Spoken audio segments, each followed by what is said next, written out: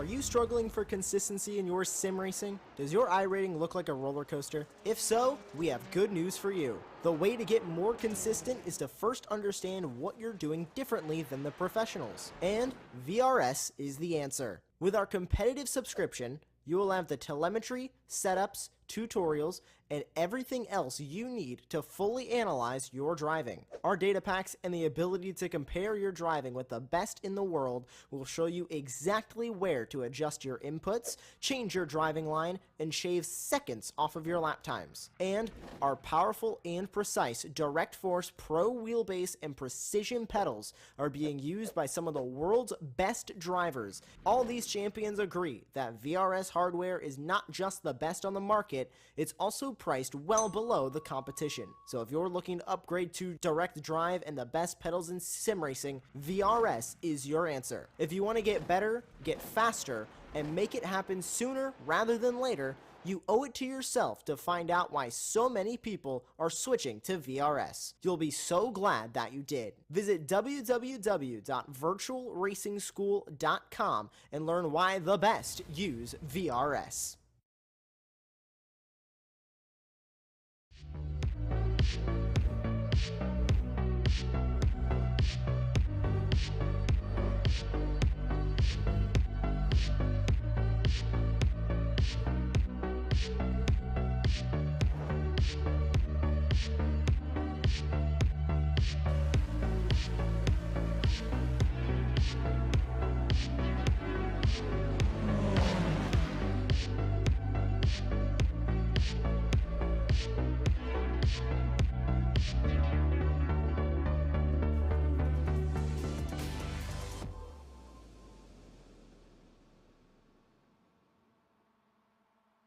Designed and opened just a bit more than 60 years ago, tonight's circuit became known for the quality of its sports car racing that brought the world's best racers to Bowmanville, just 64 kilometers east of Toronto, and laid the foundation for the Can-Am series.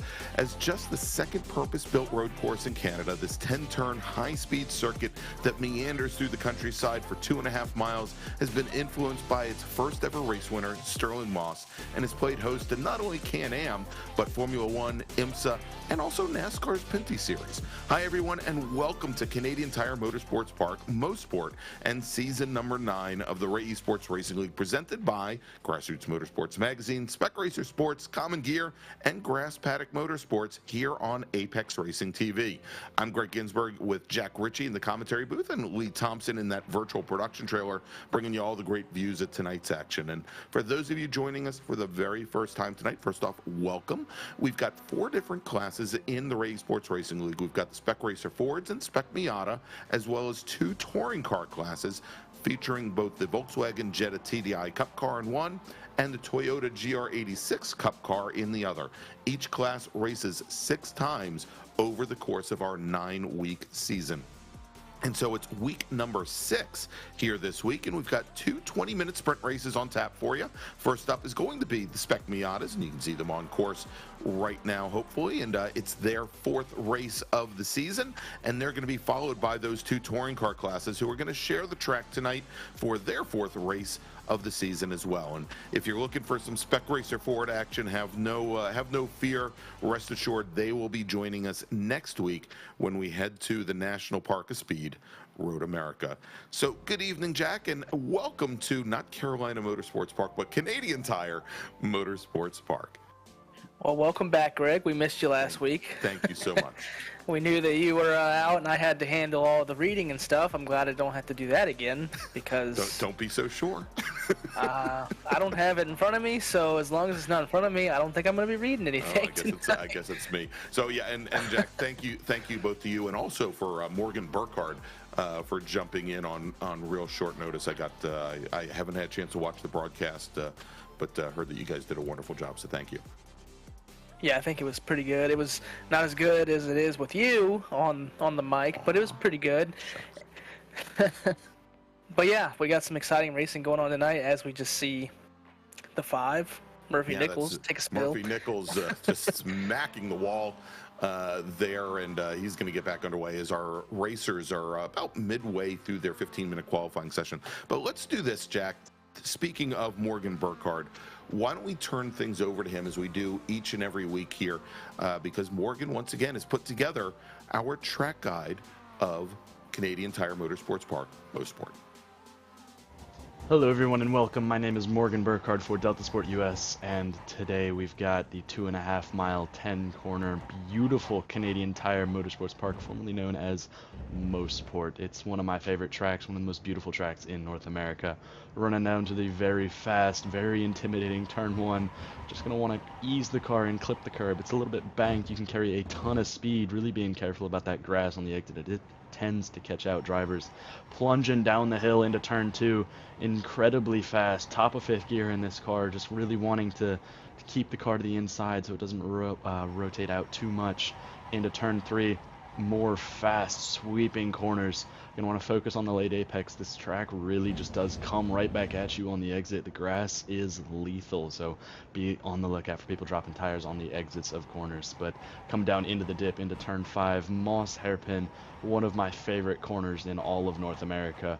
Such a balancing act all the way through. It really tightens on the exit, using all the road on the exit as you possibly can, but down this long, really not very straight, it's uphill, so getting a good run out of Moss Corner, the most important corner on this track, is vital. This is coming up into the next corner is one of the best passing zones on this track. It's where you're going to be getting all of your moving done. So it's, like I said, it's very important to get a good run out of Moss Corner. Into these fast, sweeping penultimate corners, just want to balance the car all the way through, keeping it tight, using these curbs to your advantage, getting the weight transfer right. Again, curbs on the entrance and at the apex of the corners to get it rotated. Coming through the final corner, grass comes up again on the exit, and there you have a completed lap of Canadian Tire Motorsports Park.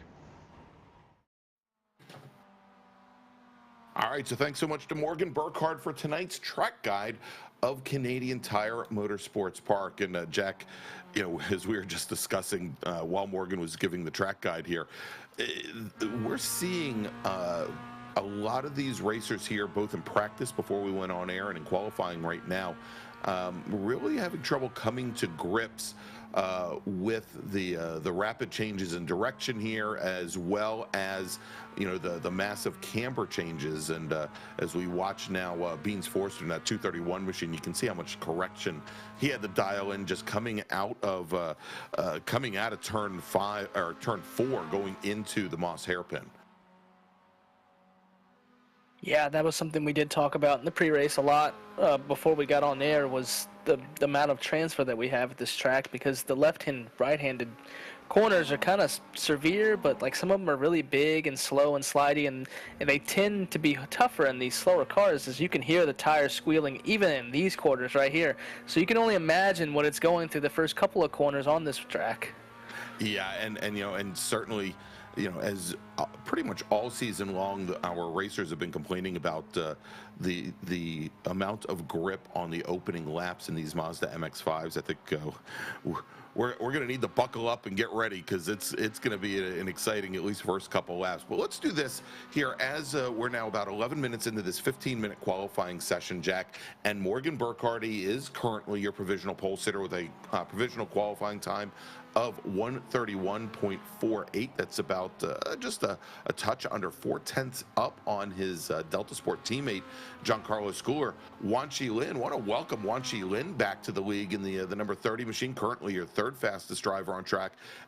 Only 0.03 of a second off of Schooler's times than Beans Forster and Skip Brock. But let's quickly take a look at and maybe give a little look back to last week at Summit Point Raceway, when our MX-5s raced in their third race of the season. And with Morgan Burkhardt up in the booth with you, Giancarlo Schooler took the win with Murphy Nichols in that white number 5 machine, working his way from 8th position up to second place, and Beans Forster came home with the bronze, finished in 3rd, with Miles Crabb finishing 4th, and Nagase Yoshikawa starting 10th, rounded out the top 5. And if we take a look at the point standings in Spec Miata here after 3 rounds, Beans Forster currently your leader with 62 points, Miles Crabb with 55, so 7 points back from our leader.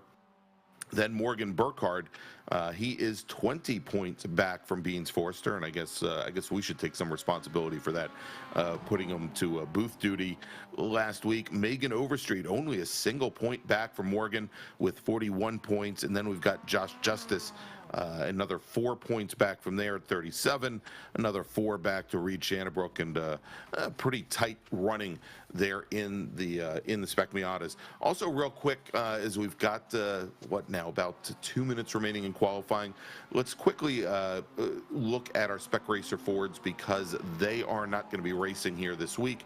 Taking the win, Beans Forster with Josh Soto, Miles Crabb finishing in third, with Megan Overstreet and Skip Rock Jr. rounding out the top 5 on track. Skip Rock Jr. currently your points leader in Spec Racer Ford with 71 points. He's got a 7-point advantage over Josh Soto, with Miles Crabb 2 points back from there, and Megan Overstreet currently 4th in the point standings in the championship, just a single point back from Crabb with 61, and then another 9 points back to Josh Justice, who rounds out the top 5. Morgan Burkhardt, who was your champion in Spec Racer Ford last season, currently sitting 5th, probably 6th in the championship, 21 points out of the lead.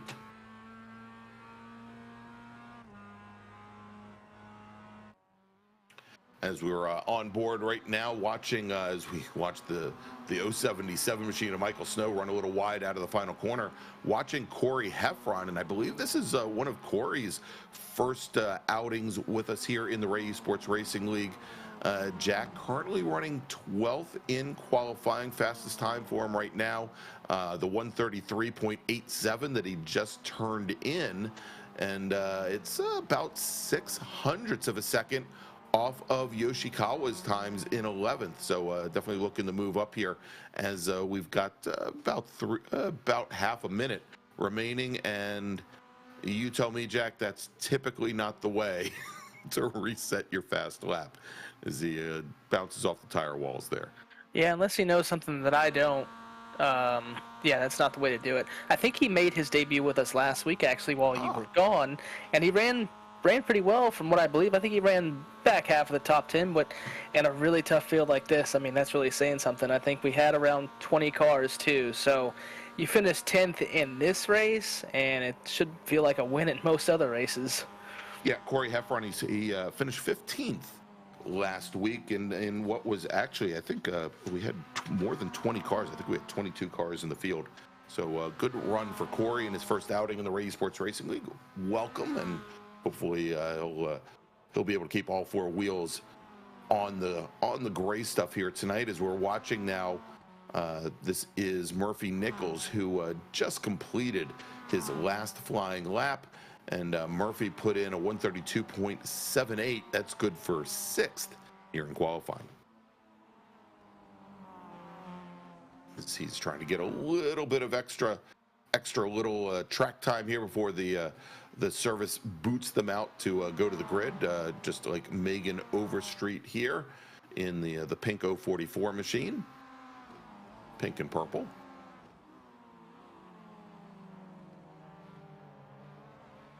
And that right there is going to be the pain point, Jack, I think, for most of our racers. It is in the higher horsepower cars, will likely be here as well, and that is the Moss hairpin, that double apex right-hander. You come through the first one, and it's like rising up, and you go up a little rise. You end up on a tabletop, having to then get the car rotated for the second half of the corner, and you know, it's something that the drivers for years have been challenged with, trying to get that car woed down enough to make the second right-hander, because it's so critical. It's one of the slowest corners. It's actually the slowest corner on the course, and it leads onto that one long straightaway, the Andretti straightaway. Yeah, and it kind of tricks you too, because you think you can maybe make a pass there, and you think it's a passing opportunity, but then you throw it in there, and then before you know it, you both are connecting coming off the corner, because, you know, it's just it gets narrow very, very quickly. Very quickly, exactly. And you know, that is I think probably not a good place to pass. Much like if you tried to pass somebody going into Oak Tree at VIR, or maybe turn 7 at Road Atlanta coming onto the back straight. But at the very end of the Andretti straightaway, going into turn 8, that first right-hander, that's the place, man.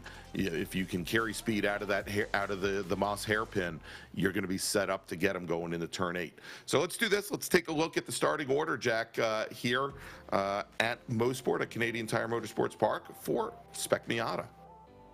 Already on row 1, we got Morgan Burkhardt and Giancarlo Schooler starting second. Starting third, we have Juan Chi Lin, and starting fourth, we have Beans Forrester. Fifth, we have Skip Brock Jr., and sixth, Murphy Nichols. Row 4 is Andrew Rosencroft and Megan Overstreet. Row 5 is Joshua Justice and Caleb Pocock, and row 6 is Nagasiya Yoshikawa and Corey Heffron. Starting in row 7 is Rich Green and Michael Snow.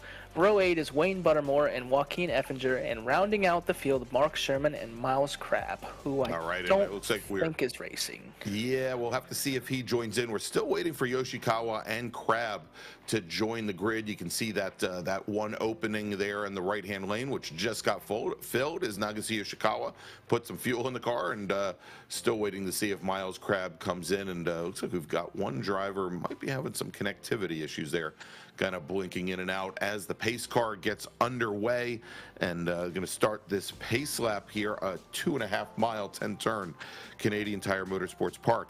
And as they do, let's talk about our sponsor for tonight's first race. You can see their logo there up in the right-hand corner of your screen. It's Grassroots Motorsports Magazine. Built for the true sports car enthusiast, Grassroots Motorsports has one mission, and that's to be your personal guide to the sports car world. Whether it's online at grassrootsmotorsports.com, in print or in person, the racers and builders, the car nerds at Grassroots Motorsports, take you behind the scenes and show you how to make your car better. Along the way, they'll give you a taste of everything this hobby has to offer, from 1,000 horsepower track monsters to cool street cars built in driveways. And they also maintain a collection of staff-built project cars, because hands-on technical articles, they're not typed behind a desk, they're scribbled down in the garage. To not only read but become part of the story, head on over to grassrootsmotorsports.com. And here, Jack, you know, you can watch as they're behind the pace car now, making their way down this this sweeping hill. Just all the huge elevation changes that we have here, as you come out of 3, rock down the hill, slide back up into 4, and then over to the Moss corner, the Moss hairpin, that double apex right-hander. So many of these corners, you know, even in the MX-5s, you know, you have to, you're turning in on faith. Morgan said in his track guide that many of them are very late apexes, and I think a lot of that has to do with, frankly, because they're blind. If you turn in early, you're going to run out of track. But so many of them, you can't really spot where you need to turn in. You just kind of have to wait and wait and wait until basically the track in the next corner appears in your eyes. Yeah, it kind of reminds me of that variation of Sonoma that we ran a few weeks ago. It's just very technical, and, you know, the ups and downs and everything like that, the elevation changes. So, I mean, that's what it kind of reminds me of. I'm not sure if that's spot on, but I think it's pretty darn accurate. Here is the pace car now on the pit lane, Jack, and Burkhardt has the field as they come down the front straight. Looked like Beans Forster was giving a little push to Giancarlo Schooler to get through the final corner, and green flag is in the air, and we're racing here Canadian style at Mosport at Canadian Tire Motorsports Park, as Giancarlo Schooler jumps ahead of Beans Forster in the second. He's going to shift over to driver's right ahead of Juan Chi Lin. Oh, and going off into the grass and into the wall, that's Josh Justice, and I believe that is Wayne Buttermore in the pink 73 machine that has gone off as well. And I'll tell you, if Josh Justice didn't have bad luck on opening laps, he just wouldn't have any at all in the Spec Miatas. He's had some wild rides, Jack, over a number of different rounds this season. yeah, we'll have to maybe see a replay on that. But I mean, we were talking about how lap 1 was going to be all about tiptoeing your way through the first few corners because of the cold tires, and I think it's going to be like that for probably the first lap and a half or 2 laps while these tires get warmed up. So that might not be the last incident that we see. No, and there we go. If you take a look there on the left-hand side of your screen, Wan Chi Lin in that blue and orange number 30 machine, side by side with Murphy Nichols. That is the battle for 4th position right now. Skip Brock Jr. in the yellow and blue number 68 directly behind as they make the run down Andretti and go into turn number 8. And Wan Chi Lin gets the pass done on Nichols, and Skip Brock Jr. gets around Murphy Nichols as well. So move Nichols now back into 5th position as they come through the S's here through turns 9 and 10 and onto the front straight. Oh, we've got another driver that's gone around. That's Caleb Pocock. Yeah, Caleb's luck, just like you mentioned, Joshua Justice's luck just has had no luck in the Ray Esports series this season, but hopefully both of them can turn it around in the race later tonight and next week as well. All right, as our top 3 racers now heading down through turn number 2 through Clayton Corner, running into now a right-hander that's going to send them back up a hill here, turn number 3. And great fight there up in front as we watch now. This is Skip Brock Jr., who we just saw a few moments ago move up into 5th position. He now drops back down into 10th. I wonder if we can find out what happened to Skip. Yeah, it looks like he has a little bit of right front damage too, so he might have made contact with someone or a wall, which is pretty easy to do here at Mosport for sure. Yeah, and you can see there, coming out of Moss, how little runoff room there is on the sides of the track this far up. I mean, you don't expect there to be issues with especially with the Miatas and what is a fairly wide track surface for them. But so many of these other corners, you can slide down a hill sideways, and they are such high-speed corners that once you get to that grass, the next thing you're going to see, the next thing you're going to feel is usually a barrier as our top 3 come through the final corner through turn 10 and onto the front straight where they're going to complete lap number 2 and do it all over again. Again, these are 20-minute sprint races to the checkered flag. Morgan Burkhardt currently your leader with Schooler and Beans Forster, and now Wan Chi Lin, he's joined that party as well up at the front with a fairly significant gap back to Murphy Nichols and Megan Overstreet, currently running 5th and 6th. Yeah,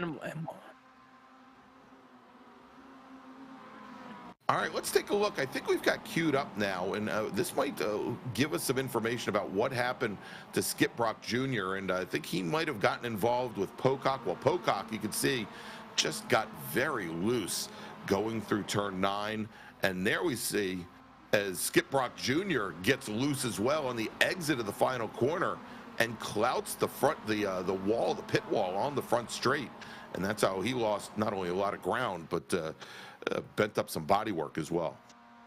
Yeah, and right before that replay, I was going to mention that Lynn, that last lap, ran a 131.7. He's the only one in that 131 bracket, so he's catching these guys without the draft, so it's going to be telling to see if he can pass them as well, because I don't know if that's going to be as easy as he makes a move to the inside. Oh, thought better of it, but I don't think it's going to be long. No, and and again, this is the section of the track, like I said, if you're going to make a pass, it's over here at turn 8 going into turn 9.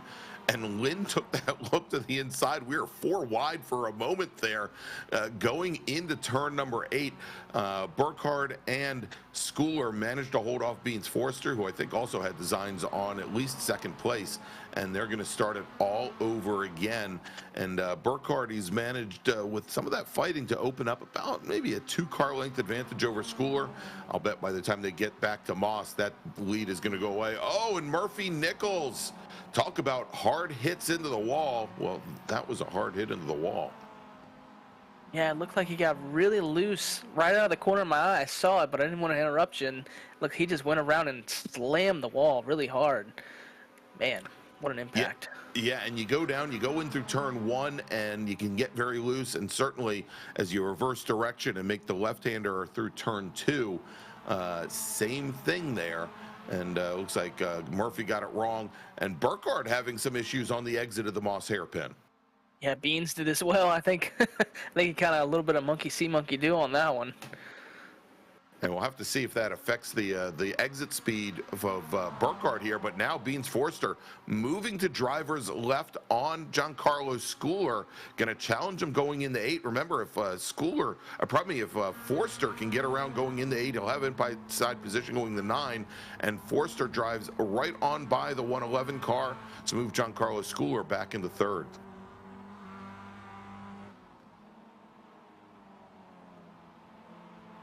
Like Corey Heffron up to 7th. He's up 5 places from 12th so far, so he's having a good night.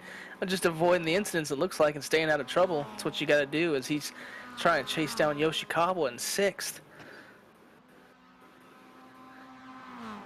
Yeah, and I think there's a lot to be said for that strategy, which is to maybe play it a little safe, because as we're seeing, as you're up at the front, towards the front of the pack, Jack, that some of the aggressive driving from some of our racers that admittedly we expect it from them, leads to being able to pick up some easy positions and pick up some easy points. And Heffron, that's a great start for him, again, having finished 15th in his very first outing last week at Summit Point Raceway, currently now up into 7th, having started 12th, as our leaders coming through the Moss hairpin once again and onto the back straight. And let's see now, Wanchi Lin, the trailing car in this group of 4, got a great run out of the hairpin. Let's see if he can do the same thing to Giancarlo Schooler that Beans Forster did a lap before. He's going to be able to do it, as we have a battle up front. Ooh. Lead as well, as they make contact a little bit as well. I don't know if this is the place to be doing all that. My goodness. There we go. So Forster, as we talk about being aggressive, Forster now side by side with Burkhardt going through turn 9 and into the final corner, into turn 10. Burkhardt, for the time being, is going to hold him off. Wanchi Lin did get around Giancarlo Schooler, and Lin had the advantage. He was using the draft off the back of Beans Forster, as Forster was trying to make that advance on our leader Morgan Burkhardt, and then Lin, and also Schooler for that matter, had to check up when there was that contact between our 2 front runners. Yeah, I think the one to watch is Lin for sure. It seems like he has the pace that these other 3 may not have as much as he does, so it'll be interesting to see if he can make the moves and if he could pull away, if he was able to get the lead, because so far Morgan hasn't been able to do that, which he did for a lap there or so, and then had that little slip in this corner up here, as a matter of fact, and since then he really hasn't been able to pull away. No, not at all. All right, I'll tell you what, Jack, let's take a look at, and maybe you could pick it up from here, as Murphy Nichols, this was just, I guess, 2 laps ago going into turn 1. Yeah, he looks good right here, and it looks like he ran a little bit wide and tried to overcorrect and slam right into the wall. Oof. Yep, that's really easy to do, and that overcorrect and these things it's really easy to do on this track too, because you're already transferring all that weight. As we come back to see the battle, as Lin looks like he's going in on Forrester for the lead right here. I don't know what happened, but it got crazy up here all of a sudden. Yeah, it did, coming into the S's there along the long back straight of the Andretti straight, probably the Andretti straight. As we had Beans Forster get around Morgan Burkhardt and Wanchi Lin battling for the lead as well. But now Morgan Burkhardt battles back, gets around the 231 machine to retake the lead, and somehow Wanchi Lin, who just a moment ago was in a position to take the lead himself, finds himself back in 4th position. Yeah, I think he got caught on that outside line going in the last corner and going into 1, and that can't really make it happen right there, as Morgan looks like he slips and he's going to fall back to 4th now. Wow, what a battle. Yeah, as Burkhardt runs wide as they come through turn number 3 through Quebec corner, and they're now going to make that rise up to the tabletop over into the Moss hairpin. Beans Forster's your leader with Giancarlo Schooler, then Wanchi Lin running in 3rd, and maybe looks like both Forster and Schooler got a little better jump than our 3rd and 4th place racers. We'll see, though. Again, this long straightaway kind of makes up for all those evils in many cases going into the hairpin, as Giancarlo Schooler kind of getting hung out to dry here. As Morgan Burkhardt looks over and thinks, oh, maybe I'll help Schooler back up, and I think Burkhardt realized that that wasn't the horse, and he gets back behind Wan Qilin. Yeah, and they're catching a lapped car up here too, so that might be getting a little interesting as well. I'm sure the lapped car won't be an issue. It's just they have to navigate around him, and a course like this where there's not very many places to pass, and these four are already nose to tail, it could present a little bit of a problem, so we'll have to see. All right, so we're now working lap number 8. Your leader, Beans Forster, with Wan Qilin, Morgan Burkhardt, and John Collar Schooler. We're just past halfway in this 20-minute sprint race. And currently running in 5th position, Megan Overstreet, but she is a very distant 7 seconds back. She does have a good little fight going on with Nagase Yoshikawa and Corey Heffron starting to make up some ground, but our top 4 drivers, they are making it 3 wide here on the run down over towards the hairpin again, but Beans Forster currently your leader. Yeah, I'm kind of wondering if Wan Qilin is kind of just toying with these guys a little bit, because it seems like he gets up to 2nd or 3rd and then he lets them go and then he does it again. So I wonder if he's kind of holding his cards close to his chest and really not showing what speed he really has. And Schooler going and trying to give the push to his Delta Sport teammate Morgan Burkhardt as they now come under, braking into turn number 8. Quick brush of the brakes pushes Burkhardt to the lead. Schooler, though, falls off the outside. Wan Qilin picks up the position, so moves Schooler from 2nd back to 4th as they come into the final corner to complete lap number 8. And here's that other battle, Jack, that I was talking about. We had Megan Overstreet, who just a few moments ago had been running in 5th position with Corey Heffron and Nagase Yoshikawa in very close proximity, and it looks like she's now lost out to both Yoshikawa and Heffron, pardon me, now sits back in 7th. Yeah, luckily for her, the next car behind her is another 7 seconds, so I think she's going to be okay, and she might be able to keep up with Yoshikawa and Heffron too. Maybe she just, got the tires a little hot or something like that. But Heffron's doing a really good job. I mean, he's up to P6. That's up 6 positions from where he started, and these 4 are still battling, and he might pick up a few more if they get to racing a little too hard. We still have almost 7 minutes left. I mean, that's, 5 or 6 laps? That's quite a bit of time.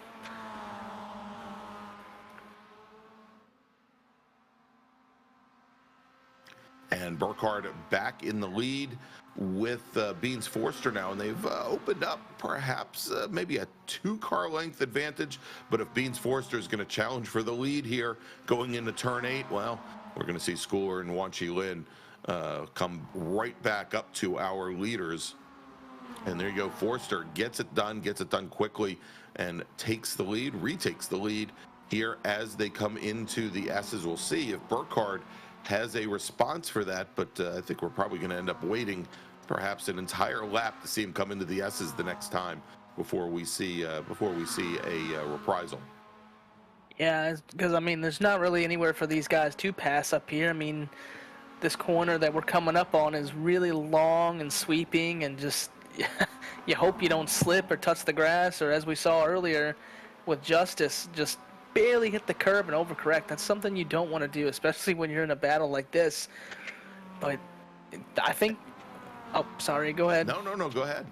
I was going to say that the couple of corners that we have up here, the slowest corners that we talked about, I feel like that's really where it sets up for that pass on the long backstretch, and it doesn't really seem like many of these 4 have gotten through it cleanly, like very often. It seems like one lap they'll do it, and the next lap they don't.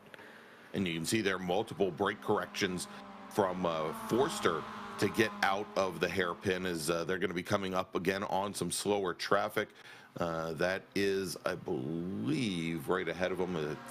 That's actually the Justice car directly ahead of them as they come down the straight, which is going to make things 4 wide or 3 wide at the moment. And there we go, Forster and Burkhardt side by side as they come down into 8. Schooler and Wan Qilin side by side as they come into 8, go under braking. And let's see here as they come out.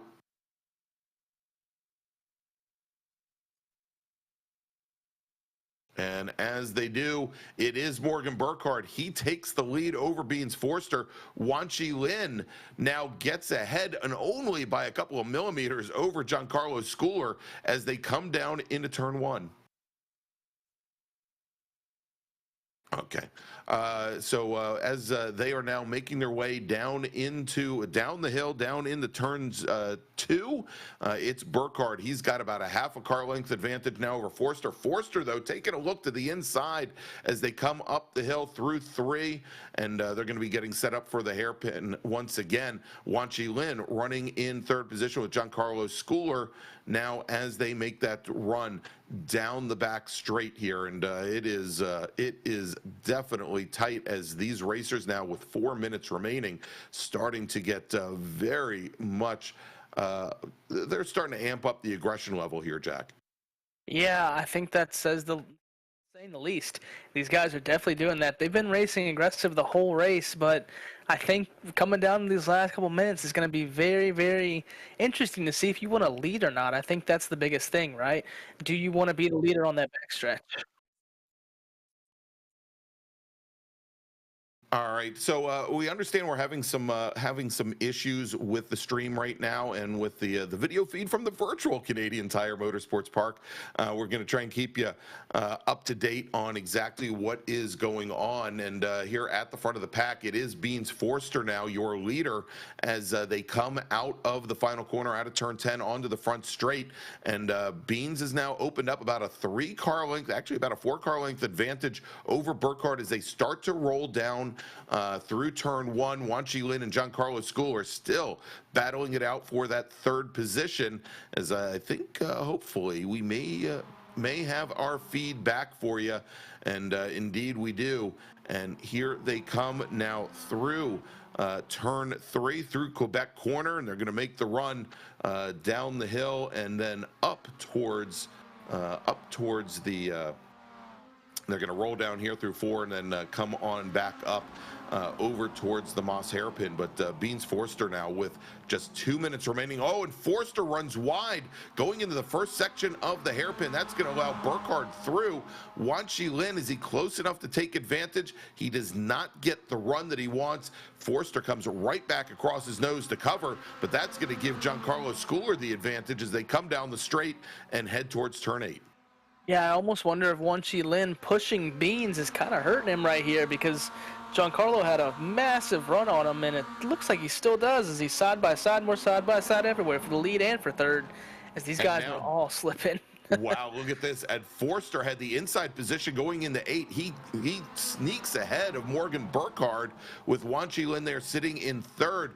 But that was a saving grace, literally a saving grace for Beans Forster, who got it all kinds of wrong going into the Moss hairpin, as our racers now have just a touch over 1.25 minutes remaining. And I think we are now on the last lap here from Mosport. Yeah, I saw the flagman waving the white flag right under the tunnel there, it looked like, and these guys are all battling so hard. Like we talked about right before our outage there for a second, do you want to be in the leader on the backstretch? Because I'm not really sure if I do, and I'm not sure if Beans is in the position that he wants to be, so I guess we'll see. And he doesn't need to mess this corner up again like he did last lap for sure. Well, here they go up into the hairpin for the last time as we're on board with Giancarlo Schooler, and Forster manages to hold on as they come out. But you're right, this is where I think Morgan Burkhardt wants to be. It's in second, be able to use that draft. Now Beans Forster, he's putting on the weave, trying to break that draft. And Burkhardt, though, now moves over to the side. Wan Chi Lin is going to make it 3 wide as they come around the final little curve, heading up towards turn number 8 and into the S's. Burkhardt in the middle, Beans Forster to driver's right. They are still side by side as they come through 8, and with the long way around Wan Chi Lin, he's going to fall back now alongside of Giancarlo Schooler, and through the final corner onto the front straight. Beans Forster, can he hold off Morgan Burkhardt? It's a short run to the finish line, and at the line, taking the win here for Mosport in Spec Miata, it's Beans Forster. Margin of victory, 62 thousandths of a second. We're going to drop back a little bit further here as Corey Heffron, he's going to work his way all the way up in the 5th position. He holds off Megan Overstreet. So Corey Heffron, he started in 12th. He finishes in 5th. Megan Overstreet, she'll finish 6th. Nagase Yoshikawa comes home in 7th. Michael Snow in 8th. Andrew Wozencroft will finish 9th. Rich Green will finish 10th. Then Mark Sherman, Joaquin Effinger, Josh Justice, and I believe Wayne Buttermore is running at the end. And there is Mark Sherman in the 18 car crossing the line just outside of the top 10 in 11th. Wow, what a finish there, Jack. What a finish. Yeah, I think that's one of the best finishes I've ever seen at this track for sure, that ended up not in a wreck. There's been some NASCAR finishes here that have been insane, but they ended in fights and wrecking and all that, but we didn't have that tonight. No, look, we were 3 wide going into the S's on the very last lap, and somehow these racers made it work. Let's do this. Let's bring in our 2nd place finisher tonight, Inspect Miata, driving the number 40 machine, Morgan Burkhardt. Well, Morgan, you know, you got to come back to this racing thing after a few weeks in the booth. Walk us through your race tonight. That was mental. I mean, from the beginning, it was kind of like, let's just all kind of bump draft run away a little bit. I was gapping a little bit on the field, but the back straight, the draft there is just so incredibly powerful. But I guess about like halfway through the race, the gloves just started to, they didn't even get dropped. They got like high pressure ejected, and we just started dicing, and it was so much fun. Just kind of not really caring about anybody that was around us and just going at it hammer and tong. But I was regretting going past Beans at Moss on the penultimate lap, and then I was very happy that he drafted by going down the Andretti straight. But 3 wide with Wanchi into the S's. I'm surprised we all came out of there okay on the final lap, but Beans carried a really good run through the S's and into whites, so he did a wonderful job to hold on to that win. Yeah, I was going to ask you about the move that Wan Chi made to make it 3 wide, because you're sitting there battling Beans, and then all of a sudden to your left, you're like, oh, there's another car that I have to deal with as well, right? Pretty much, yeah. I had to pop out a little earlier than I wanted to so that I didn't get boxed in, but yeah, we carried 3 wide into the corner, and it ended up sticking on the back end. So very, very happy about that, and I'm sure it was as much fun to watch as it was to drive. Oh yeah, for sure. Is there anybody that you'd like to thank this week? I'd like to thank Beans, JC, and Wanchi for being all clean as ever, making it really fun for us to just go out and have fun, have a great race, and Stevie and Greg for setting up the league and making it all real fun for us. Alrighty, well, we'll see you in the next one later on tonight. See ya. All right, there you go, everybody. Morgan Burkhardt. Let's now move over to our winner, Inspect Miata, driving the 231 machine and margin of victory. I think, what did we say? 63 thousandths of a second. Beans Forster. Beans, how? Just walk us through that race, because there's really not many words that we could, say to the viewers on how that racing was, because it was insane. I did not expect to win that. When I came across the start-finish and I was leading, I thought I was going to finish 4th. I thought everyone was just going to run a train past me going down the back straight. But then when Morgan popped out, I tried to squeeze him a little bit, and then Wanchi popped out to the left of him. So I knew I had somewhat of a shot. Yeah, we were kind of talking about like where you wanted to be on that last lap, and we did not think we wanted to be you, which was the leader at the time. So if you could, I guess you don't have to redo it again, but if you had your choice, would you want to be the leader, or you wanted to be the guy in second? I know leading at that part on the last lap is not good, especially in these cars, but I pulled it off somehow, and so I'm happy with that. All right. Well, is anybody that you'd like to thank this week? I just want to thank you guys, thank all the drivers, Full 7 Sims, and T. Watson Racing. Alrighty, well, thank you, Beans, and we will see you later on tonight. Yeah, see you guys. All right, there you go. Beans Forster, driver of the 231 Mazda Miata, and He said it there, Jack. He did not want to be in the lead, but somehow he made it work. All right, so let's do this. Let's take a quick little break, and thank some of our partners and sponsors that are bringing you the action here tonight on Apex Racing TV. And when we come back, we're going to have our touring cars, our Jettas and our Toyota GR86s here from CTMP, where you're watching the Esports Racing League's season number 7. We'll be right back.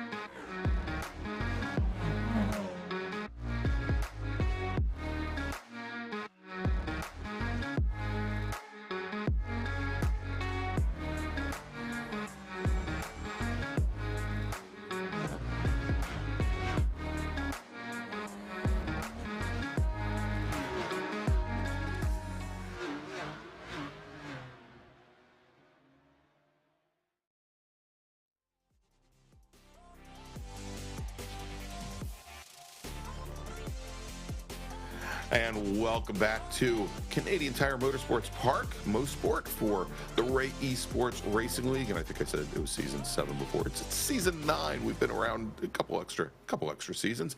I'm Greg Ginsberg, along with Jack over here and Jack Ritchie. And let's take a look here now. Out on track for qualifying are our touring cars, the Volkswagen Jettas, known as the Touring 4 class, and then the GR86 Cup cars, the T3 class. By the way, I wanted to welcome, and I swear he's everywhere I go, Russ Lundberg, who is based out of Washington State, a Sports Car Club of America flagger. Every single broadcast I do, whether it's iRacing or whether it's real life, he's there stalking me in the chat. Hi, Russ. Glad to have you. Glad to have you aboard. As we are now just only about 5 minutes into the qualifying session here, and there you go. Caleb Pocock, currently your fastest driver in the GR86s in the T3 class, and we just saw him get it all kinds of wrong there, Jack. Yeah, that's a little bit of underestimation what he did, but that's okay. He's still the provisional pole sitter for the moment. That's gonna be a dandy little race I think we got there. Even though it's only 4 cars, I think that's going to be pretty tough. But I think that we needed that break just as much as the audience did after that last race. Yes, we did. That was wild. Definitely needed some time to breathe there. Again, congratulations to our not only our podium finishers, but the top 4 drivers in Spec Miata last race. Beans Forster taking the win, Morgan Burkhardt finishing in second. Then we had Giancarlo Schooler finishing in third, and Wan Chi Lin rounding out the top four. But great finish. And now when we move over to the touring cars, and especially as we watch this rather large Jetta field, the T4 cars here, Jack, where, you know, and we've talked about this before, the challenge with the Jettas is getting them to rotate for these corners. This is a track that it may not be all that difficult. We did see when Morgan Burkhardt was giving the track guide for us tonight, he was doing it from the Jetta. You could tell because, well, you couldn't hear anything but the tires squealing. But you know, you're helped a lot here by the camber. And perhaps the one place where it is going to be a challenge and is going to be very difficult here is coming up to the Moss hairpin and trying to get that car rotated around so that you can get a straight shot and be able to power out onto the Andretti straight. Yeah, I think the hairpin's going to be even more difficult than usual because you're probably going to slow down more than you even think you need to. I mean, these guys just came out of the Miatas, and they were kind of flying through the corners fairly quickly, and then they jump over to these Jettas, and they're going to be going so slow, like a snail almost, compared to even the Toyotas in here as well. I mean, the Toyotas may have a little bit of difficulty as well, but not as nearly as much as the Jettas are going to have. Yeah, and we saw Burkhardt there going into the Andretti hairpin where he used the curbing at the apex of the second corner at 5B to actually get the car to rotate. And that is, I think, the best plan of action for the Jettas. I don't know if that is necessarily what you want to do with the Toyotas because they've got all of that that extreme weight transfer, the very soft springing, and we've seen at other tracks where some tall curbs can send that car up in some cases onto two wheels and in many cases around into a wall. Yeah, and you mentioned him hopping the curbing and kind of using that to turn better. It almost reminds me of in rallycross, like when they have the dirt and the asphalt, you kind of want to put a tire in the dirt to help it turn a little bit.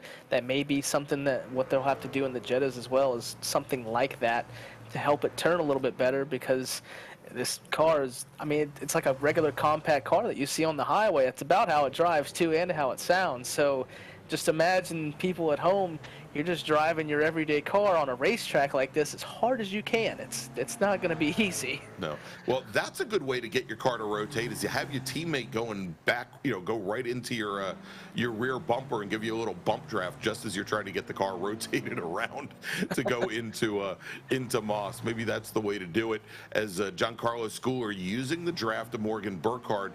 Schooler currently qualified third in the Volkswagens in the Touring 4 class, and I think he's hoping, in working with Burkhardt here, to maybe get pulled up to the front row ahead of Skip Brock Jr. We'll see here as they come into the S's, and maybe got a little bit more slip angle there on the 111 car than he had anticipated.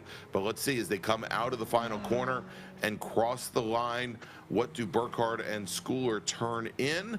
Burkhardt has a 133.74, not quite his fastest lap, and Giancarlo Schooler, he turns in his fastest lap of the session at a 134.29, but it is not enough to move up to the front row, so they're going to try it all over again. And did you see how much those tires were smoking right there going through the last few corners? All right, so let's take a look here, Jack, at, we'll go back the last time the touring cars raced. It wasn't last week at Summit Point. It was 2 weeks ago at Watkins Glen. In the GR86 Cup cars, the Touring 3 class, Miles Crabb started on pole. He was your winner. Caleb Pocock finished in second, having started fifth. Mark Sherman started sixth and came home in third. And then it was Wayne Buttermore, John Wilson, and Brian McRae. If we take a look at the point standings now after 3 rounds, and again tonight is round number 4 for both of these classes.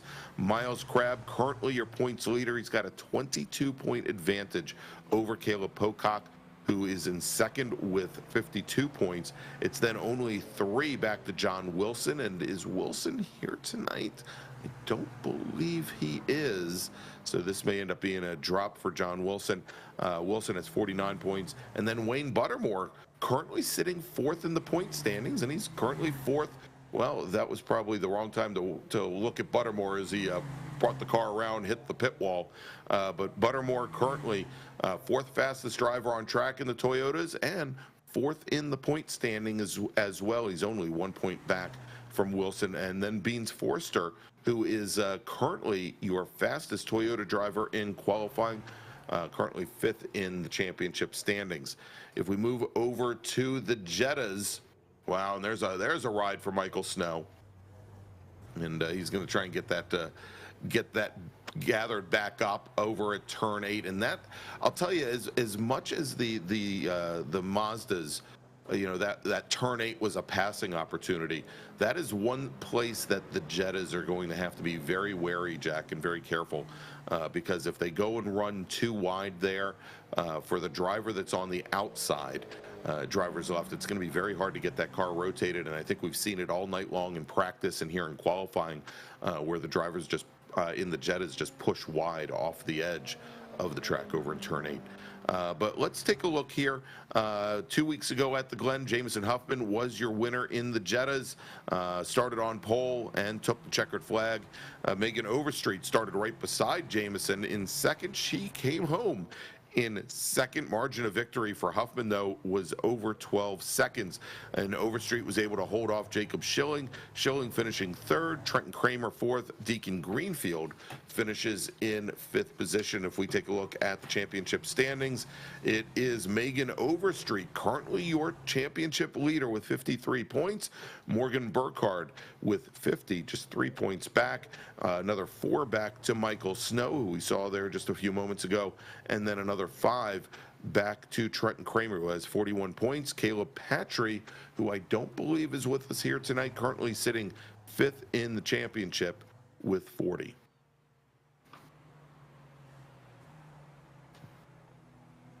As we're watching now, Seth Spolman in that yellow number 42 machine. I think I say it every single week, but Seth checking in from Seoul, South Korea, where he just picked up the equivalent of the Lotus Elan, the small convertible that I think was primarily designed. I know it had an Isuzu drivetrain, a Lotus built suspension, and in Korea it was actually manufactured by Kia and has Kia badging on it, known as the Kia Elan, and he picked one up there as a daily driver. So he had been actually trying to search out and find that car before he ever moved from the United States with his family over to Korea. So hopefully we'll get some more information on that car at some point, as we're back now watching Morgan Burkhardt. He is your provisional pole sitter in the Volkswagens, as we've got now only 30 seconds left on the clock, and he's been working the pole Giancarlo Schooler around with him, and I think he finally got the job done there, Jack. Yeah, it looked like Giancarlo finally got that lap that he wanted and moved up to P2, was able to pass Skip Brock for that outside pole, I guess you could call it. And so with a few seconds left, I'm not sure where Skip Brock is on the track, if he even is out there, trying to put in a last lap. Oh, he's right here. I'm not sure if he's going to make it. Right behind the rabbits that he's trying to catch up to. Yeah, it's going to be tough for him to come back around and get another lap and try to beat his time. But if he can, he might have a shot, but I'm not sure. All right, well, we've hit that 15-minute mark. Checkered flag should be out. And, well, it looks like it looks like, wow, that was some airtime for Skip Brock Jr. I was going to say he calls off his last flying lap and maybe tried to launch the car over towards Niagara Falls. I think he knew a shortcut that we didn't know about, and that's what he was trying to do. It just didn't work out that time. All right, and there's Megan Overstreet, our championship leader, clouding one of the walls there on her last flying lap, and now we're seeing everybody go wide there. Nagase Yoshikawa taking the checkered flag on his last session as well. All right, so as we get ready, we're going to have our drivers start to grid up. here, Jack. Why don't we talk first about one of our two sponsors for tonight's second race, and that's the Common Gear.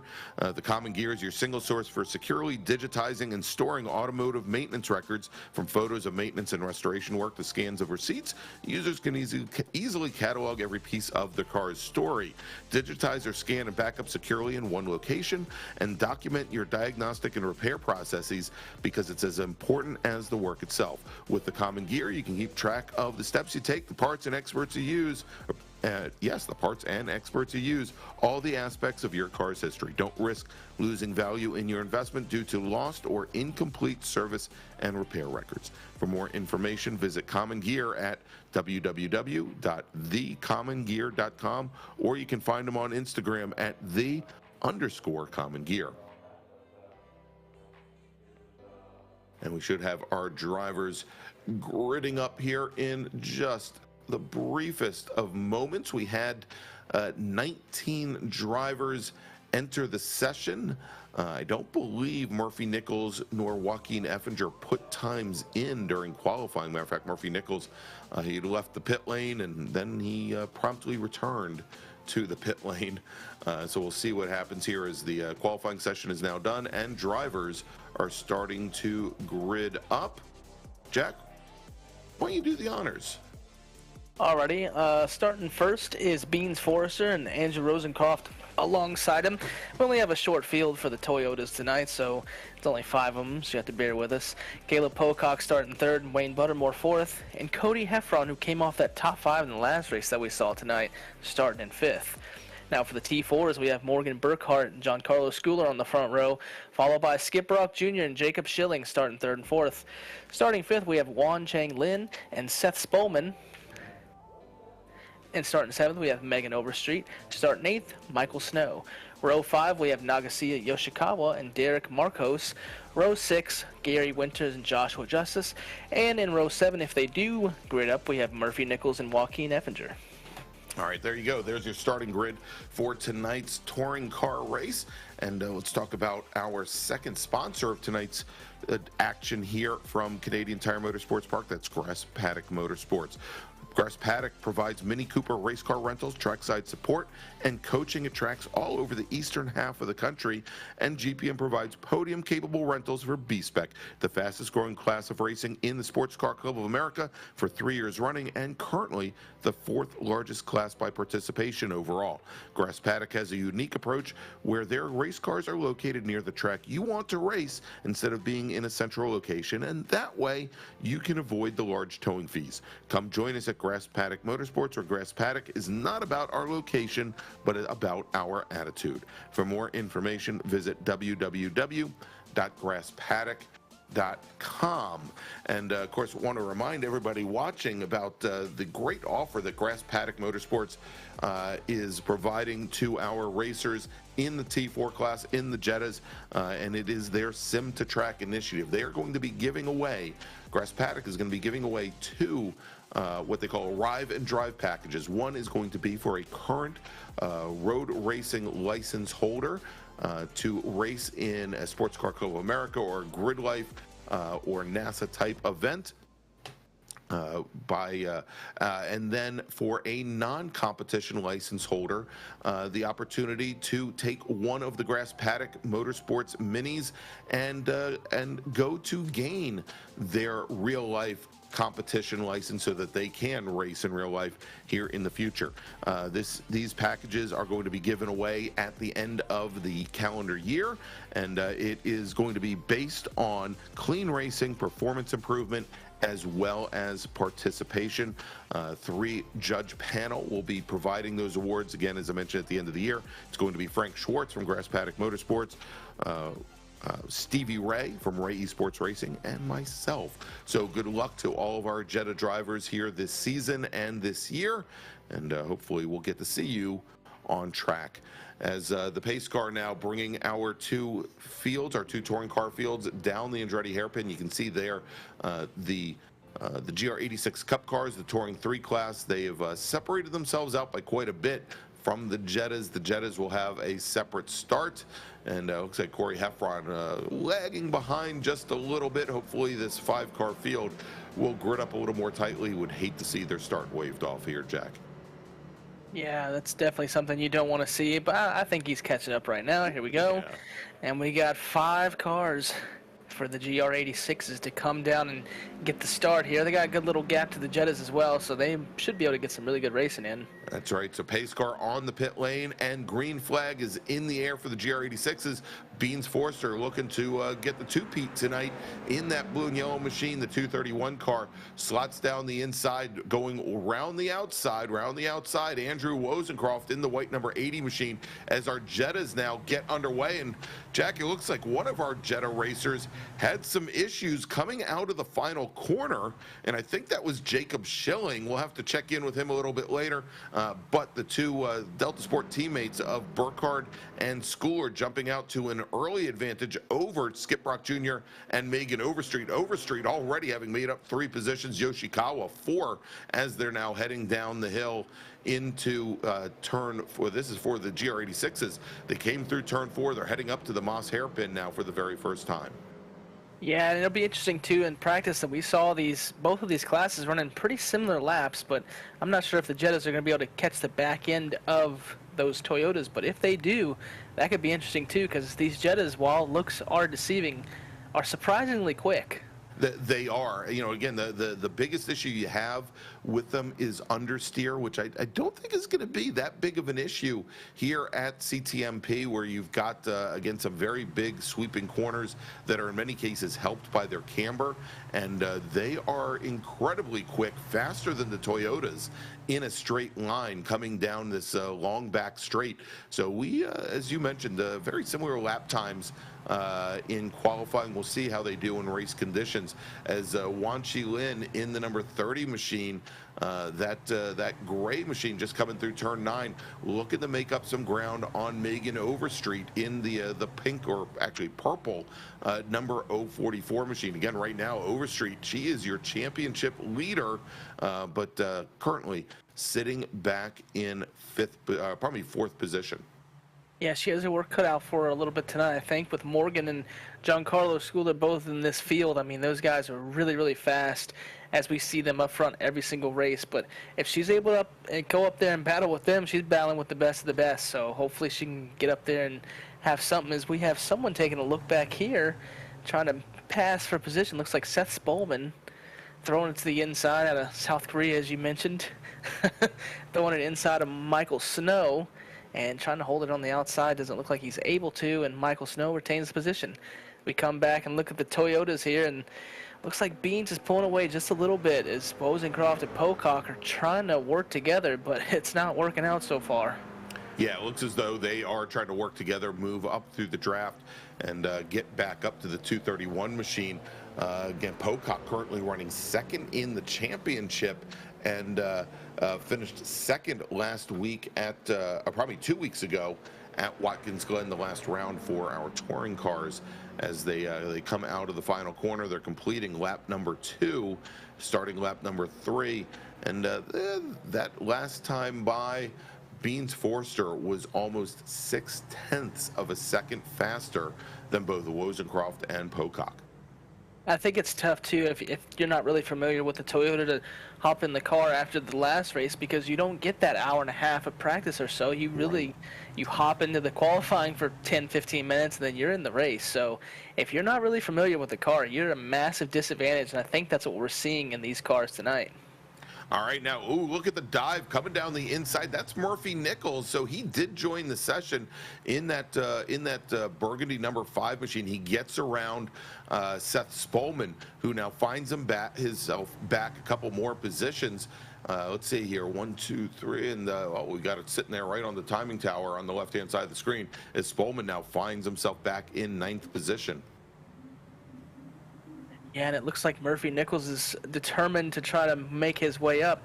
He's already up to 8th and we have Corey Heffron in the pits. He was running a little bit off the pace. We'll have to see what happened to him, but he was running 4th or 5th. and all of a sudden he's in the pits. That's not good. No, that is not good. That's going to leave us now with 4 cars. Let's take a look. I think we've got the replay queued up here, and we'll take a look at the number 52 machine as he comes down the hill through turn 4, and he sets up for the Moss hairpin. Well, that'll do it.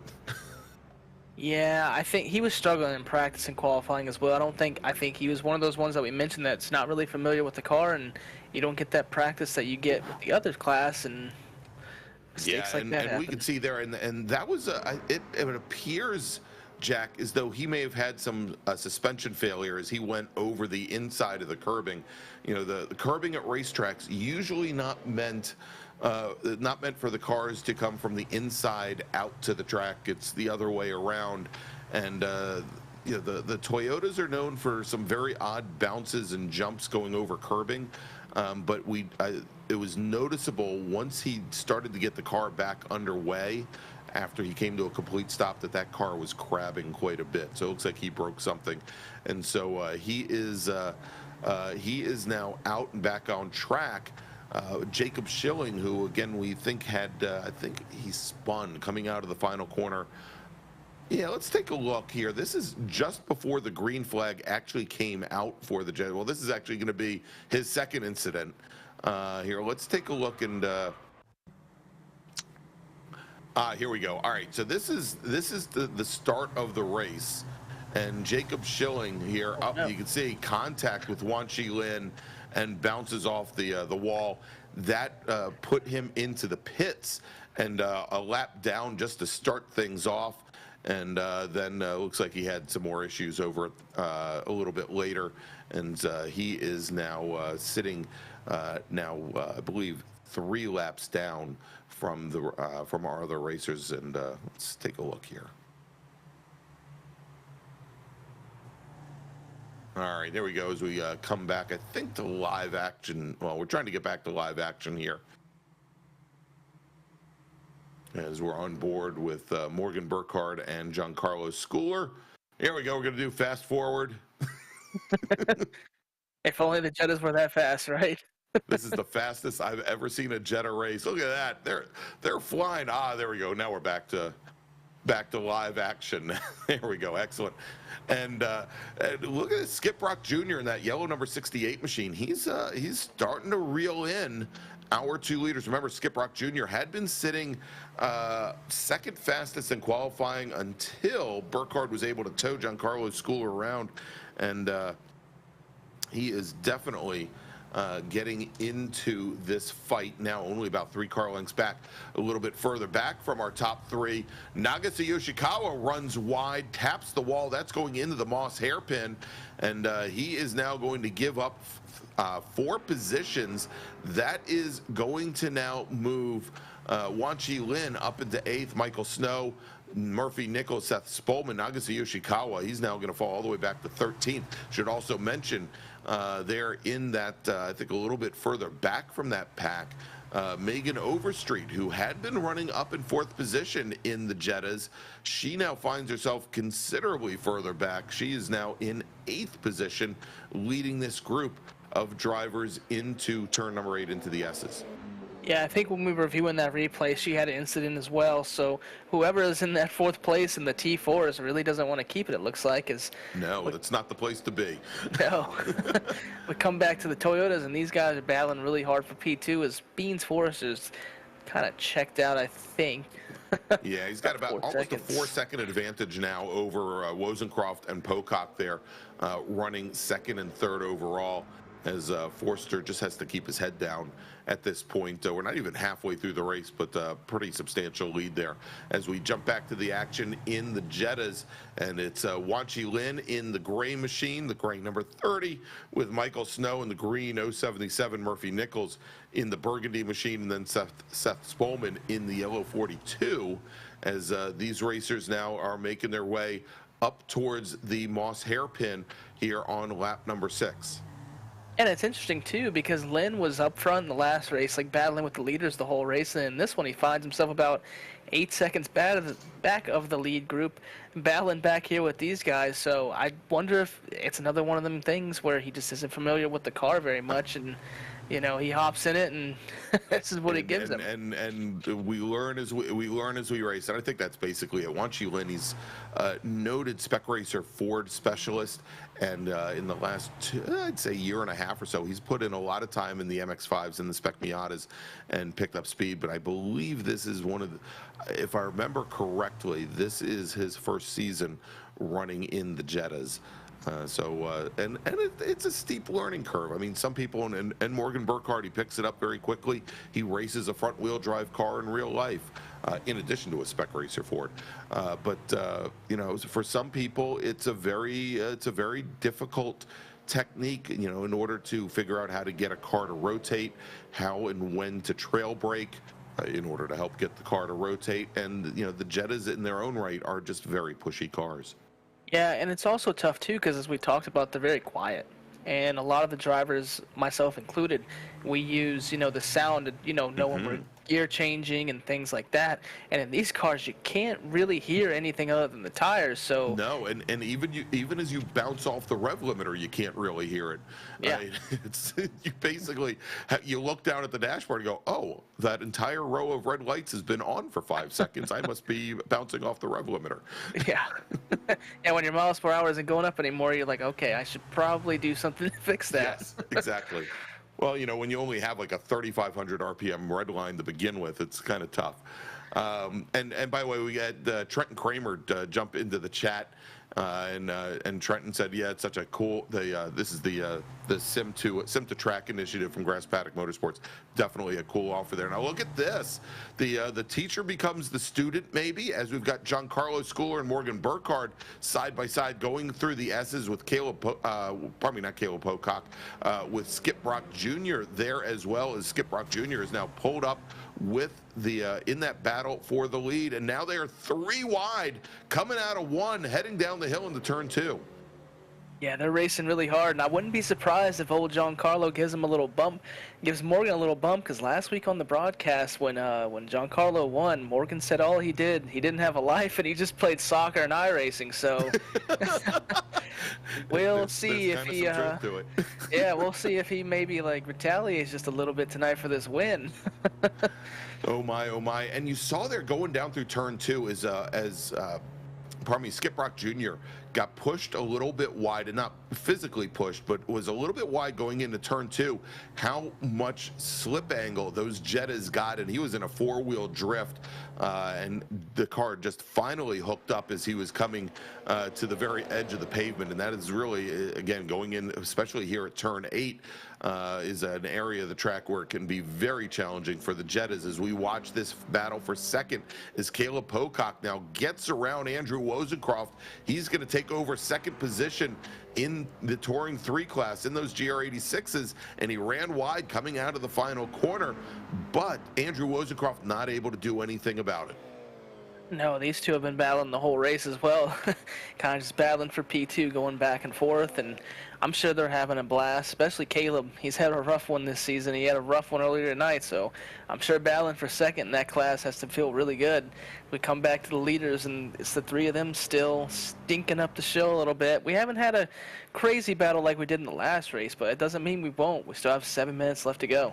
We'll see here now as we've got Skip Brock Jr. He takes a look to the inside on Giancarlo Schooler as they came into turn number 2, got back in line as Schooler went to cover the apex. Could have gotten very ugly there if Skip Brock had continued that push up the inside.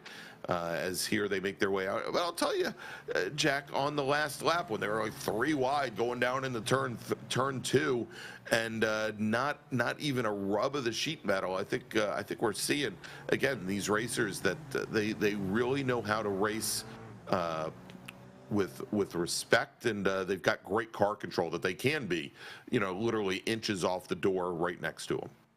Yeah, it helps a lot when you have that trust in the other person, especially on sim racing, because, real life racing, you have to have that as well, much more indeed, because, of the safety issues and all of that entails on top of everything. But in sim racing, it's tough because in the public lobbies in iRacing and in any racing game, for instance, it's tough to gain that trust because you've never raced with them before. You never raced the person, yeah, you don't know who they are. So when you come in a league like this, and all of these guys, I think, race each other in real life as well, is on sim racing, it provides good racing like that because they trust each other. So it's a fun show for us. Indeed. All right, as we're now just a touch over 5 minutes remaining here in this 20-minute sprint race from Canadian Tire Motorsports Park. We're watching the battle for the lead in the T4 class, and it is Morgan Burkhardt who, for the moment, has opened up about a 2-car length advantage over Giancarlo Schooler and Skip Brock Jr. And Schooler and Skip Brock, they haven't really been able to close up to Morgan just because of the amount of battling that they've done. You know, but that draft is kind of keeping Burkhardt honest. That still, even with the fighting, Schooler and Skip Brock Jr. not losing any more than maybe a car length or so to Burkhardt.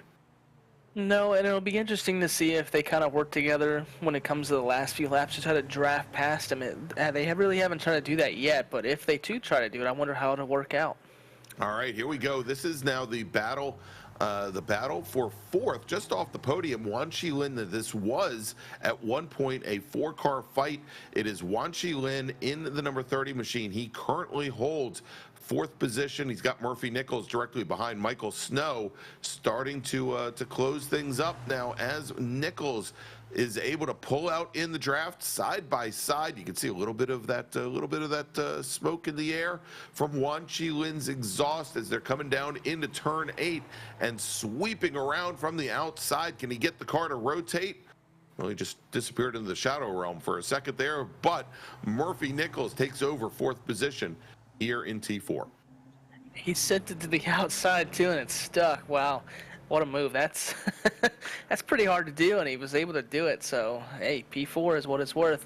We come back up front, and these two are still battling really hard, and I think they're letting Morgan get away just a little bit too much.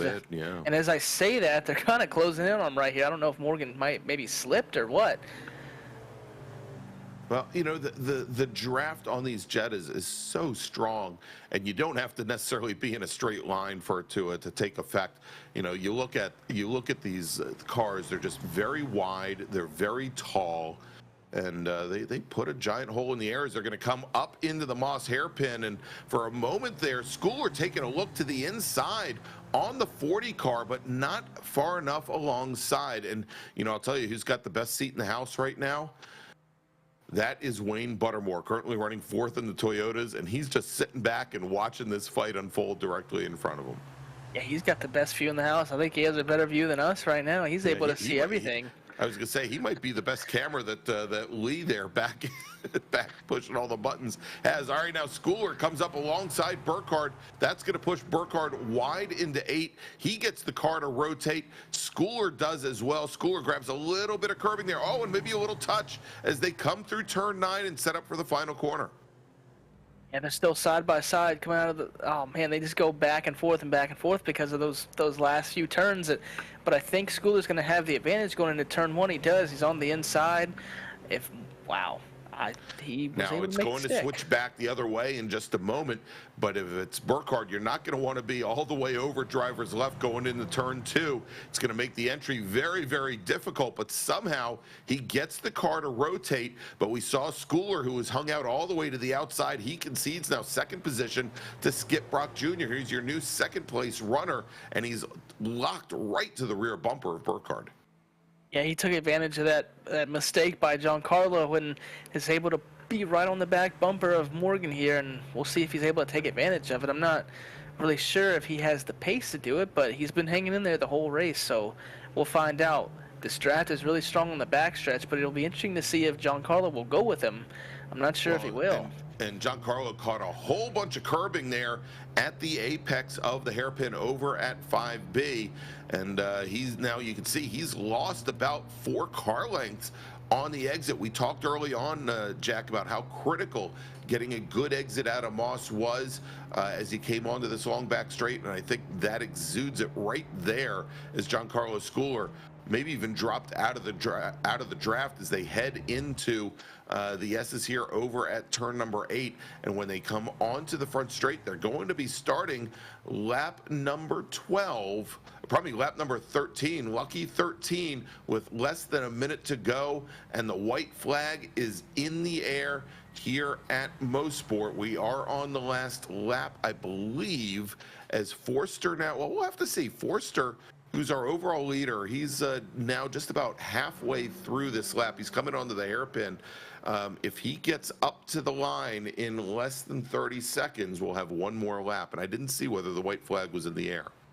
I think I saw the flagman waving it, but I'm not really sure. It's kind of hard here to see with the camera angle. You can like yeah, kind of exactly. see his arm, it's kind but of not hidden really. by that pedestrian bridge. Mm-hmm.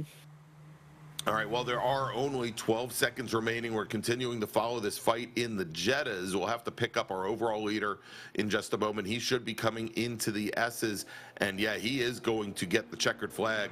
No more laps for Beans Forster, but he doesn't need any. He started off on pole. He comes across out of turn number 10, right up to the wall, and taking the win, taking his second win in a row. Beans Forster taking the win in T3 as we watch this battle now in T4 unfold. They've come out of the Moss hairpin. Skip Rock Jr., he's going to take a look to the inside, coming into turn 8 on Morgan Burkhardt. It's going to swap back to driver's left here in a moment. And and there's contact. And Skip Rock Jr., he gathers it back up, but he loses a bunch of momentum coming through the final corner. Giancarlo Schooler, he's there just ready to pounce, but as they come to the line, taking the win in the Jettas, Morgan Burkhardt, margin of victory is 111 thousandths, 11 tenths. Oh wow, look at this. This is Murphy Nichols, who had been running up as high as 4th position. He's on his side, he's on his door before he ever gets to the checkered flag, Jack. I think him and Lynn had an incident or something on the last lap because Lynn finished in 8th and looks like, wow, I don't know, because Megan Overstreet ends up finishing 4th, which is a good points night for her after that. Yeah, and she had been all the way back in 9th position at one point when we checked in with her. So it's a Burkhardt Schooler. Yeah, let's see if we can pick up and see exactly what happened here. And you're right, Wanchi Lin and Murphy Nichols, they get together coming through stuck. turn 8. Oh no! Oh my! And it looks like, and it looked like, wow! It looked like the Fox car, or probably the Michael Snow car, was involved with that as well. Wow! And Wanchi Lin just manages to finally get the car up and running there, but it loses a number of positions at the end. So let's take a look at the final finishing order. Beans Forster, your winner in the Toyotas with Andrew Wozencroft second. He holds off Caleb Pocock, who will come in third. Wayne Buttermore, our camera car, will come home in 4th position. And unfortunately, Corey Heffron had to retire early after only 2 laps. In the Volkswagens, taking the win, Morgan Burkhardt over Giancarlo Schooler. Skip Rock will finish 3rd. As you mentioned, Megan Overstreet finishes in 4th with Snow 5th. Then Nagase Yoshikawa, Seth Spolman, Wanchi Lin falls all the way back to 11th position with Derek Marcos, Wayne Buttermore, Gary Winters, and Josh Justice, who had his early battles tonight, and Murphy Nichols finishes in 16th, a lap down. All right, so let's take a look here. I think, Jack, we've got some of our podium finishers. They're all lined up and ready to go. I'll tell you what, why don't we start off with the Toyotas, and we're going to talk to Andrew Wozencroft, finishing 2nd tonight at Canadian Tire Motorsports Park. Andrew, walk me through that battle that you had with Caleb the whole race, because you guys were battling really hard there. Yeah, Caleb actually drove really, really well. He's been practicing with Weekend Warriors. I know he's doing a lot of driving. Probably not making his wife too happy, but it's definitely showing. So I had a lot of fun with him. Unfortunately, I think he got a little bit of the curb on the hairpin at the top, and so I was scared about him coming on me on the very last lap. But it was a lot of fun. Yeah, you guys had a really good battle, but Beans was able to pull away there. Is there anything that you could have done differently, maybe to try to run him down? Oh, Beans was flying, and I was happy to be able to talk to him on the race or during the race, and he was just saying be smooth on the brakes, just let the car flow. It's a lot easier said than done, but he drove really well. I was pleased. I was happy to be able to pretty much go untouched. So there was a little incident in the first race, but I felt I had a decent speed. But overall, it was a great time, and yeah, I appreciate it. It was fun. Awesome. Is there anybody that you would like to thank this week? Yeah, definitely want to always thank my parents for watching, my kids for letting me, hang out with them and use the internet. But I want to do a shout out to Murphy Nichols. I unfortunately had an accident at work, and he cut his hand, and he drove both races with only one hand. And I think the last 5 minutes or 2 minutes, his body gave up on him. So great showing, and he's definitely a trooper for coming out. Oh, wow. Wow, that is pretty crazy. Well, thank you for that, and thank you for putting on a great show tonight. We'll see you next week. Hey, thank you to both you and the ART, to the TV and everyone and the hosts, and well, I should say to the sponsors. But thanks, guys. See you soon. Cool. Thanks so much to Andrew Wozencroft, driver of the number 80 machine. And let's talk to, for the second time, actually, you know what? He's not here to talk to for a second time tonight, so we're just going to pretend like he doesn't exist. All right, let's do this.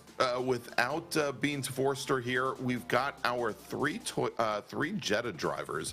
Let's start off with, and finishing third tonight in the Jettas, Skip Brock Jr.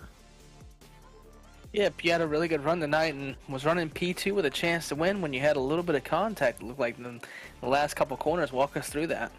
Yeah, I had to go for it there. That was pretty much the only opportunity I would have, and I tried to hang it around the outside. And I mean, it was tiny contact, but it just happened to be tire to tire, so I kind of got jumped up into the air, and it was just really unfortunate. But because I don't know who would have come out. I mean, I was going to have the inside in the last corner, but it would have been a close finish, I think. But I just handed it back to Giancarlo for sure. We were kind of talking throughout the whole race of how much we thought that the Jetta was really hard to turn and things like that. Maybe not at this track as much, but how difficult was it to drive tonight? Yeah, I mean, I would say actually I expected it to be really strange on this track because it's these wide sweeping corners just don't fit this car in my mind. But honestly, it drove fine. If you trail brake properly into the corners and maybe use a little bit of curbing to get it rotated, it felt pretty good to me, and pretty much everywhere. I was really surprised actually. Nice. Was there anybody you'd like to thank this week? Yeah, the usual. My parents, they might be watching. They love watching these races, and OPM, my real life racing team, is Inspect Miata, and yeah, everyone who sets up this league, Beans and Court and everyone. So yeah. Alrighty, well, thank you for putting on the show tonight, and sorry about that contact, but still got a nice podium, and we'll see you next week. Yeah, I'll take it. Thank you. All right, there you go. Skip Brock Jr. finishing third tonight in the Jettas, driving the number 68 machine. All right, let's move over now to our second place finisher. Apparently, he does nothing but play soccer and go on iRacing. It's Giancarlo Schooler. Yeah, after hearing those comments from Morgan last week, how bad did you want to give him a little bump for that victory? Yeah, I mean, me and Morgan, we're great friends, and we love sharing the track together. So, it's always great being out there with him, and I think we put on a great show tonight. So it was tons of fun. Yeah, you guys put on a great show for us. I mean, that whole top three battle was pretty epic. That whole race. Walk us through what you were thinking there. Yeah, I initially thought that me and Morgan were going to be able to break away, and it was just going to be us fighting for the finish. But Skip had amazing pace throughout the race and was able to stay with us, and eventually got by me at one point in the race. And at that point, I was kind of just playing the long game, trying to be there at the end. So I let him battle out with Morgan for a few laps, and then I got him just to the line there. Alrighty. Is there anybody that you'd like to thank this week? I'd like to thank the guys over at Delta Sport, Race EPI. Thank you to Morgan and Skip for the great race. Thank you to everybody at Race Esports for putting this on. Thank you to you, Jack and Greg, for the great commentary tonight. And thank you to my friends, family, and parents for supporting me. Alrighty, well, we appreciate you putting on the show like you do every week, and we will see you next week. Thank you. All right, there you go. Giancarlo Schooler finishing second tonight in the Jettas. And finally, might as well bring him in again here tonight because he hasn't gotten all of his booth time in this evening, Jack. Let's bring in Morgan Burkhardt, winner tonight in the Volkswagen Jettas. Yeah, it doesn't seem like you really took a week off of the booth either, because, I mean, this is the second time we've interviewed you tonight, so walk us through another victory. Well, this one was definitely a lot simpler than the MX-5. I actually didn't win that race, but this whole race was a lot easier to play. The draft wasn't as powerful. so you could kind of get away with a slightly smaller gap and not have to fight it into the final corners. But it was pretty much, I'm not actually sure what happened at the beginning, but JC and I had like a second and a half gap back to Skip when I looked back at the relative at a turn 2. But I mean, Skip did a really good job of staying in the draft and clocking out laps and coming back up to us. And unfortunate that we had a small touch in the S's on the final lap, but that's the problem with this car, is that it's on the old damage model for iRacing, so it has some really wacky contacts, and if you get wheel to wheel, it'll just spit cars in seemingly random directions. Yeah, it seemed like that's what happened, but you guys all had a really good battle tonight, so at least you had that, and you know, can't ask for much more. So is there anybody you'd like to thank again tonight? I'd definitely like to thank my parents, of course, for making all this possible, supporting me, and you know, giving me everything, all the tools that I need to succeed.